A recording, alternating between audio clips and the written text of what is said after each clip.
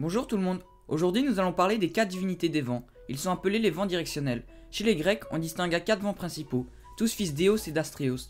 Ils sont aussi étroitement liés aux saisons. Borée incarne les souffles froids de l'hiver, Zéphyr les brises légères du printemps, Notos les tempêtes de pluie de la fin de l'été et Euros les tempêtes de l'automne. Plus tard, on leur ajouta 4 autres vents. Apéliote, vent du sud-est, Calcias, vent du nord-est, Lips, vent du sud-ouest et Siron, vent du nord-ouest. Mais nous allons plus nous concentrer sur les 4 premiers. Commençons par Borée. Borée est le dieu personnifiant le vent du nord. Il est le fils d'Éos, la déesse de l'aurore, et du titan Astréos. Il vivait en Thrace, au nord de la mer Égée.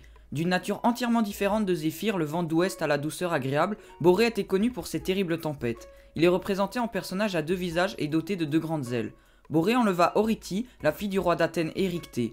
Il la recouvrit d'un nuage et l'emmena ainsi jusqu'en Thrace. Elle lui donna 2 filles et 2 fils, Calaïs et Zétès, qui rejoignirent Jason lors de sa quête de la toison d'or, au cours duquel ils délivrèrent le roi Phinée des Harpies qui le persécutaient. Des liens particuliers unissaient Borée à la cité d'Athènes et des fêtes étaient organisées chaque année en son honneur. Le vent du Nord donna même parfois son aide aux Athéniens, comme durant la bataille d'Artémision en 480 avant Jésus-Christ. Passons maintenant à Zéphyr.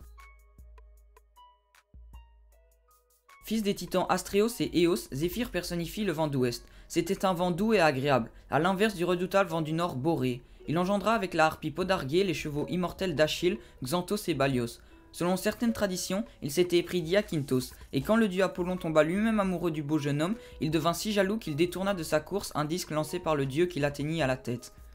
Zéphyr joue un rôle plus amical dans l'histoire de Psyché. Lorsque la malheureuse princesse fut contrainte de se rendre au sommet d'une montagne pour y attendre le dragon dont un oracle avait prédit qu'elle devrait l'épouser, c'est Zéphyr qui vient la chercher pour l'emmener auprès d'Eros qui se lia à elle d'un amour éternel.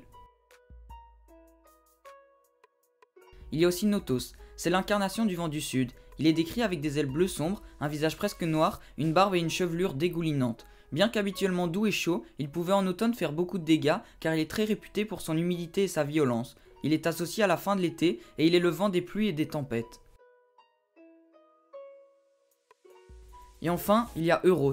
Fils d'Astréos et d'Éos, Euros personnifie le vent d'Est. Il ne vit pas loin du palais d'Hélios. Il est souvent représenté comme un homme barbu avec un long manteau et des ailes rouges. Sur son coursier rapide, il apportait la lumière, mais parfois aussi des violentes tempêtes et de pluies abondantes.